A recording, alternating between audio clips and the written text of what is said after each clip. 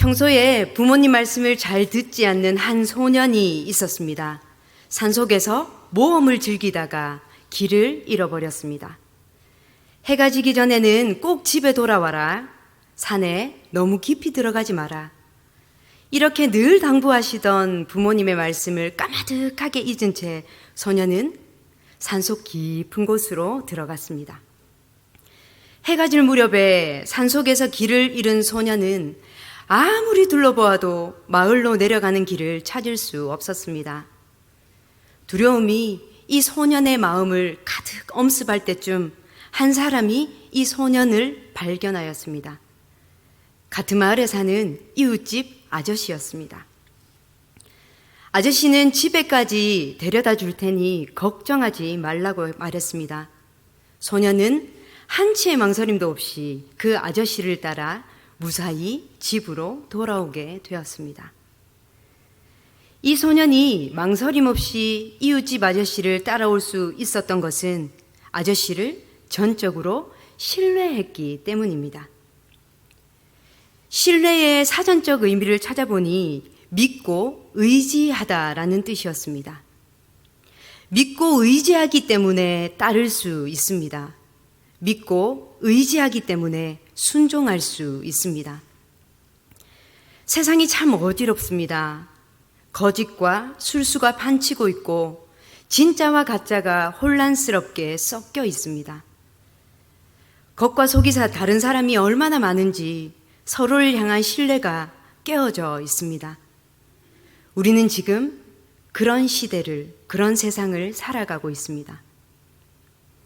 이러한 세상 가운데에서 하나님께서 우리에게 원하시는 것은 서로를 향한 신뢰를 회복하는 것이고 무엇보다 우리의 인생을 통치하시는 하나님을 향한 절대적 신뢰를 회복하길 원하십니다.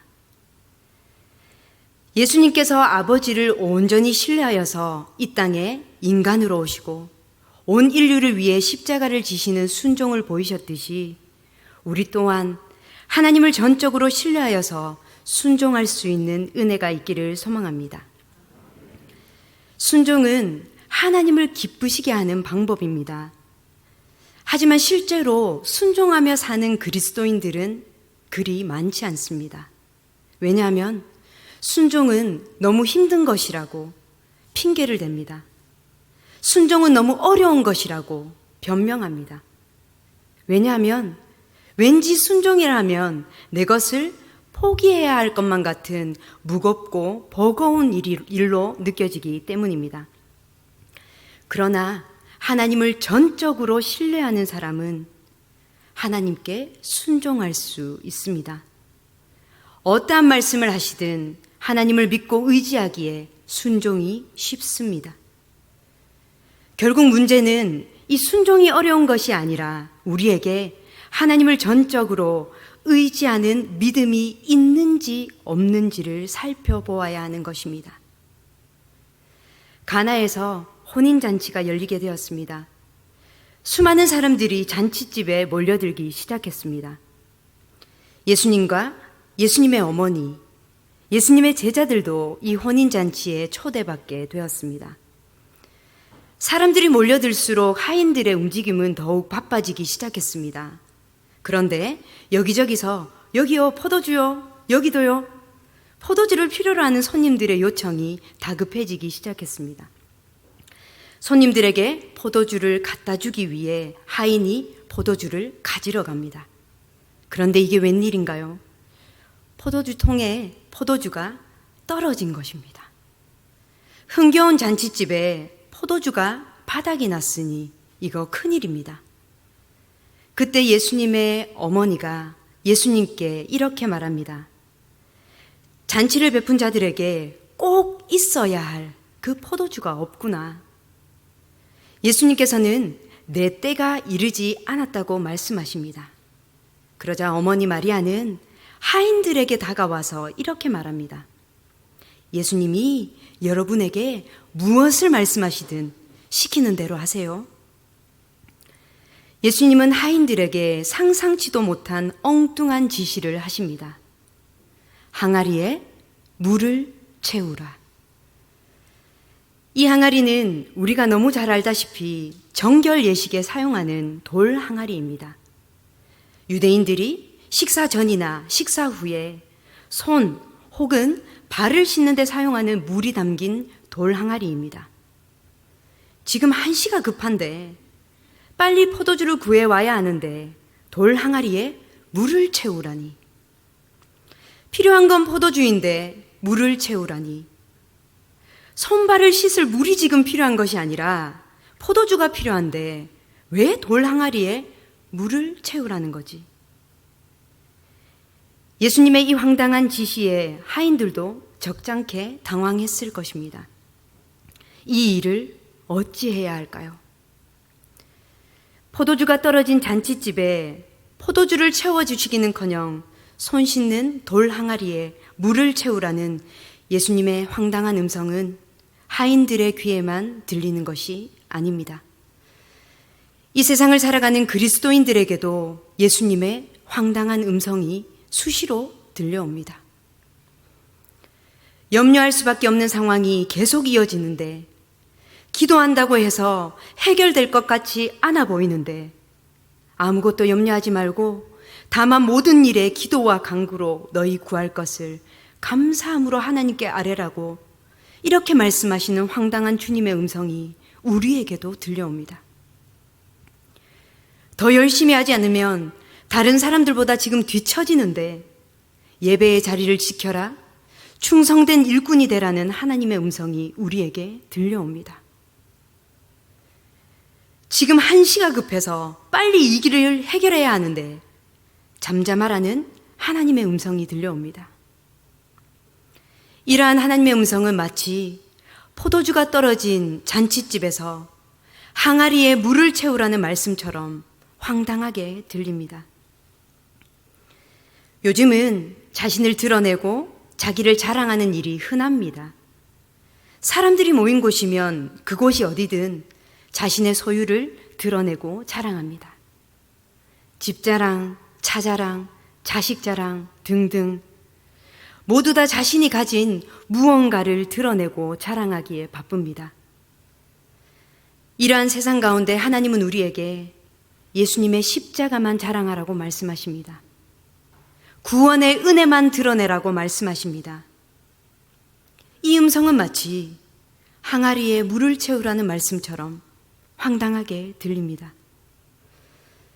때로는 간절하게 무엇이 필요해서, 때로는 삶의 무게가 너무 무겁고 버거워서 포도주가 떨어진 이 잔치집의 주인처럼 하나님을 찾고 또 찾을 때가 있습니다. 그런 우리에게 필요한 것은 포도주인데 왜 자꾸 물을 채우라고 하시는지요? 그것도 하필이면 믿음을 가지고 그리스도인으로 살아가고 있는 우리에게만 이 엉뚱한 일을 시키실까요? 6절, 7절 말씀을 제가 읽겠습니다. 거기에 유대인의 정결 예식을 따라 두세 통 드는 돌 항아리 6이 놓였는지라. 예수께서 그들에게 이르시되 항아리에 물을 채우라 하신즉 아귀까지 채우니. 아멘. 예수님의 황당한 지시에 이 눈이 휘둥그레진 하인들은 예수님의 말씀대로 돌 항아리에 물을 채우기 시작합니다. 하인들이 몇 명이었는지 성경이 기록하고 있진 않지만 분명히 지금 이게 무슨 황당한 일이냐고 궁시렁거리며 투덜댄 하인들도 있었을 것입니다. 그러나 하인들은 하인으로서의 소임을 다하였습니다. 말도 안 되는 그러한 지시에 자신들의 생각을 완전히 내려놓고 말씀하심에 온전히 순종한 것입니다. 첫 번째 항아리에 물을 아기까지 가득 채웁니다. 두 번째, 세 번째, 드디어 6번째 항아리까지 물을 가득가득 채웁니다. 하인들의 온전한 순종은 여기에 그치지 않았습니다. 8절 말씀입니다. 이제는 떠서 연회장에게 갖다 주라 하심에 갖다 주었더니. 항아리에 있는 건 포도주가 아닌 물인데, 자신들이 직접 떠온 물인데 이걸 떠서 연회장에게 갖다 주라니. 예수님의 황당한 지시에 하인들은 이번에도 역시 물로 가득 채워진 항아리에 물을 떠서 연회장에게 가져다 줍니다. 9절 앞부분을 제가 읽겠습니다. 연회장은 물로 된 포도주를 맛보고도 어디서 났는지 알지 못하되 물 떠온 하인들은 알더라. 하인들이 떠온 것은 물이었지만 연회장은 물이 아닌 포도주를 마셨습니다. 연회장은 신랑을 다급하게 불러서 이렇게 말합니다. 보통은 먼저 좋은 포도주를 내고 사람들이 이렇게 취한 후에 좋지 않은 포도주를 내놓는데 그대는 처음부터 지금까지 좋은 포도주를 주셨군요. 맛이 기가 막힙니다. 연회장의 칭찬에 신랑은 기분이 날아갈 듯 좋았고 잔치집에 있는 모든 사람들이 흥에 겨워 다시 즐거운 잔치를 이어갈 수 있었습니다. 잔치집에 모인 사람들 중에 순종의 땀을 흘리며 항아리에 물을 채운 하인들의 마음이 그 누구보다도 즐겁고 기뻤을 것입니다. 물이 포도주가 된 기쁨보다는 예수님을 직접 경험한 그 기쁨이, 예수님의 기적을 직접 체험한 그 행복이 하인들의 마음에 가득했을 것입니다. 시간이 지날수록 예수님의 말씀에 순종하여서 항아리에 물을 가득 채운 하인들은 이 잔치의 주인공이 되어가고 있었습니다. 예쁜 인형을 갖고 싶던 한 소녀가 있었습니다. 이 소녀는 아빠에게 인형을 사달라고 졸랐습니다. 소녀의 아버지는 열흘 동안 하나님께 기도하라고 말했습니다. 그래서 소녀는 아빠에게 조르는 대신 정말 열흘 동안 하나님께 간절히 기도했습니다. 항아리에 물을 채워간 것이지요. 놀랍게도 열흘 만에 아빠가 아닌 누군가가 소녀에게 인형을 선물해 주었습니다. 물이 포도주가 된 것이지요. 그 후로 소녀는 항상 하나님께 기도하는 삶을 살았습니다.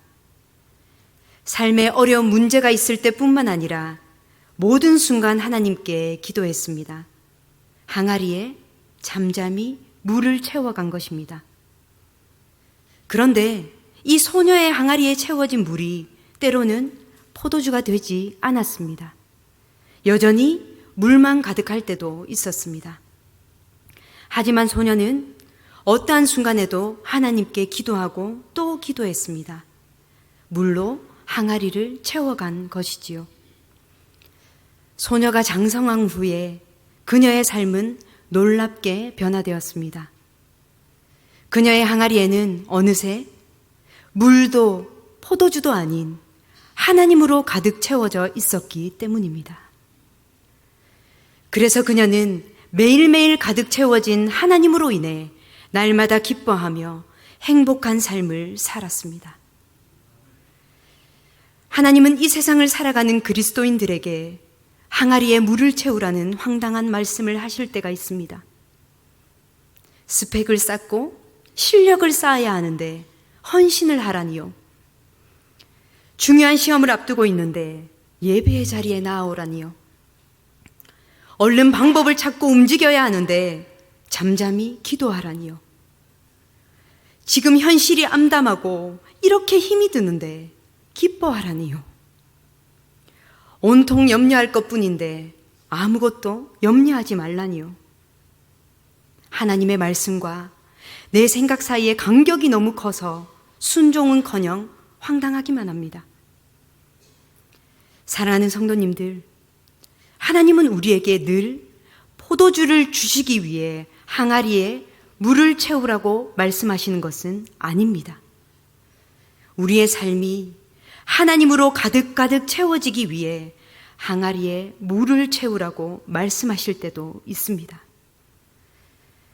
하나님과 우리 사이가 서로를 전적으로 의존하는 친밀한 관계가 되기를 원하셔서 항아리에 물을 채우라고 말씀하시는 것입니다. 내 생각과 다른 하나님의 말씀이 들려질 때, 내 감정과 다른 하나님의 감동이 몰려올 때에 우리는 어떻게 하십니까? 우리의 삶의 자리가 예수님을 믿기 때문에 날마다 행복하고 기쁨이 넘치면 좋겠지만 때론 감당하기 힘든 어려움들이 우리 삶에 찾아옵니다.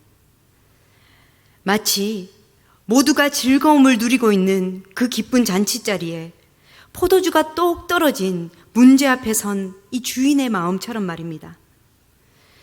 삶의 이러한 순간에 하나님의 음성이 우리에게 들려옵니다. 항아리에 물을 채우라. 우리는 하나님의 그 음성에 믿음으로 순종해야 합니다. 누가복음 11장 11절에서 13절은 이렇게 말씀합니다. 우리 함께 읽겠습니다. 시작. 너희 중에 아버지 된 자로서 누가 아들이 생선을 달라 하는데 생선 대신에 뱀을 주며 알을 달라 하는데 정갈을 주겠느냐? 너희가 악할지라도 좋은 것을 자식에게 줄 알거든 하물며 너희 하늘 아버지께서 구하는 자에게 성령을 주시지 않겠느냐 하시니라. 아멘. 이렇게 하나님의 본심은 언제나 우리에게 가장 좋은 것을 주시길 원하십니다. 예레미야 애가 3장 33절 말씀입니다. 함께 읽겠습니다. 시작. 주께서 인생으로 고생하게 하시며 근심하게 하심은 본심이 아니시로다. 아멘. 하나님의 본심은 우리가 언제나 평안 가운데 거하길 원하십니다. 그렇기에 이러한 하나님을 믿고 신뢰한다면 우리는 어떠한 말씀이 내게 들려진다 할지라도 기꺼이 순종할 수 있습니다. 진정 하나님이 원하시는 것은 우리의 삶에 우리가 원하는 포도주로 채워지는 것이 아니라 이러한 포도주와는 도저히 비교할 수 없는 하나님으로 가득가득 채워지는 것입니다. 하나님으로 가득가득 채워진 삶은 어떠한 상황과 환경 가운데서도 늘 만족하며 늘 감사하며 기뻐할 수밖에 없습니다. 말씀이 육신이 되어 우리 가운데 거하셨습니다. 물이 포도주가 되었습니다. 참 신이시며 참 사람이신 예수님이 온 인류를 위해 십자가의 희생제물이 되셨습니다. 이성적으로는 도저히 말이 되지 않고 믿어지지도 않는 이야기입니다. 그런데 정말 말씀이 육신이 되어 우리 가운데 거하셨습니다. 정말 물이 포도주가 되었습니다. 정말 하나님의 아들이신 예수님이 우리를 대속하기 위해 십자가를 지셨습니다. 우리의 인생의 참 기쁨과 부요는 내가 원하는 포도주로 채워질 때가 아닙니다. 우리 인생이 하나님으로 채워질 때에, 하나님으로 가득 찰 때에 우리 안에 참된 부요와 참된 기쁨이 충만하게 됩니다. 세상에서 누리는 풍요와 번영은 우리의 마음을 공허하게 만들 뿐이라는 것을 우리는 너무 잘 알고 있습니다. 순종은 놀라운 변화를 일으킵니다. 말씀이 육신이 될 때에도, 물이 포도주가 될 때에도, 예수님이 십자가를 지실 때에도 그곳에는 순종이 있었습니다. 하나님 아버지의 뜻대로 이 땅에 오신 예수님이 십자가 지시는 순종이 있었기에 우리가 구원받을 수 있습니다. 예수님의 말씀에 순종한 하인들이 있었기에 잔치가 회복될 수 있었습니다. 우리는 우리 자신이 변화되기를, 우리 가정이 변화되기를, 우리 교회 공동체가 변화되기를 간절히 원하면서도 정작 가장 중요한 순종을 거부하고 있지는 않습니까? 물이 포도주가 되듯 우리에게 필요하고 원하는 것들이 채워지는 기쁨보다는 매일매일 하나님을 경험하고 하나님으로 채워지는 이 기쁨과 행복이 얼마나 더 큰 은혜인지를 경험하는 성도님들의 삶이 되기를 간절히 소망합니다. 그리스도인으로서 이 땅을 살아가기란 쉬운 일이 아닙니다. 세상이 우리를 바라보는 그 시선을 감당하기란 무척 어렵습니다. 구원의 기쁨과 감격은 온데간데 없고 세파에 시달려 지치고 고날 때가 많습니다. 내 마음대로 되는 일은 하나도 없고 기도의 응답은 왜 이리 더딘지 지칠 때가 많습니다. 온갖 걱정과 염려로 채워진 삶이라 해도 괜찮습니다. 슬픔과 애통이 가득한 삶이라 해도 괜찮습니다.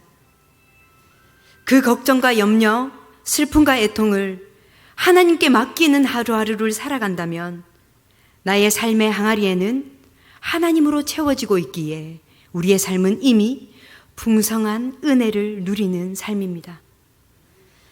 눈에 보이는 현실은 물이 도무지 포도주가 될 기미가 보이지 않는다 할지라도 하나님 한 분만을 의지하시고 하나님이 말씀하실 때에 순종하는 은혜가 있기를 소망합니다. 하나님으로 인해 가득 채워진 인생은 결코 채워진 인생으로 머물지 않습니다. 내 안에 채워진 그 하나님을 세상 가운데 사랑으로 흘려보내는 복된 인생을 살아갑니다. 우리 삶의 항아리에 매일매일 하나님으로만 가득가득 채워나가는 인생이 되어서 세상이 줄 수 없는 평안 가운데 날마다 사랑을 나누며 삶의 자리에서 승리하는 성도님들이 되시기를 간절히 소망합니다.